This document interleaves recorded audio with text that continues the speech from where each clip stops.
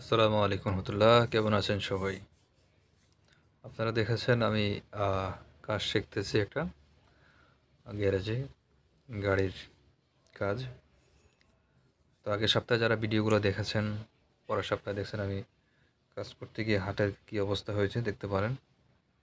দেখেন হাতের প্রায় রক্ত বের হয়ে যাওয়ার অবস্থা।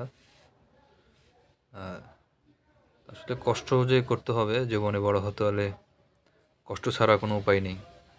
কষ্ট করতে পারলে একদিন সফল হওয়া যাবে। আমি 1 মাস কাজ করতেছি এ পর্যন্ত। তো কাজ আলহামদুলিল্লাহ মোটামুটি আইডিয়া আসছে। আরও হয়তো মাসখানেক করলে ইনশাল্লাহ নিজে নিজে কাজ করতে পারবো, কোথায় কাজ করাতেও পারবো আশা করা যায়।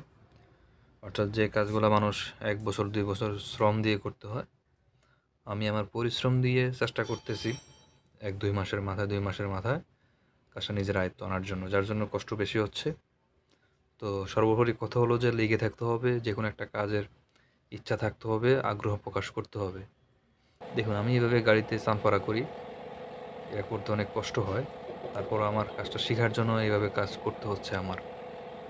তো আপনারা সবাই পাশে থাকবেন, আশা করি সামনে আরও বড় হতে পারবো। আপনারাও যারা কোনো কাজ খুঁজে পাচ্ছেন না, কী করবেন বুঝতে পারতেছেন না, যে কোনো একটা কাজ যেটাতে আপনার আগ্রহ আছে অথবা কাজ শেখার আগ্রহ আছে, সেই কাজটা মনোযোগ দিয়ে প্রয়োজনে টাকা ছাড়া করেন।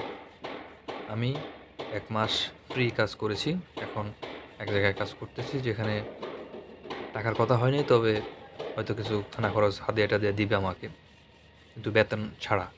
আমি বলছি আমি কাজ শিখবো, আপনি বেতন যা দেন সমস্যা নেই। অর্থাৎ নির্দিষ্ট কোনো বেতন নেই।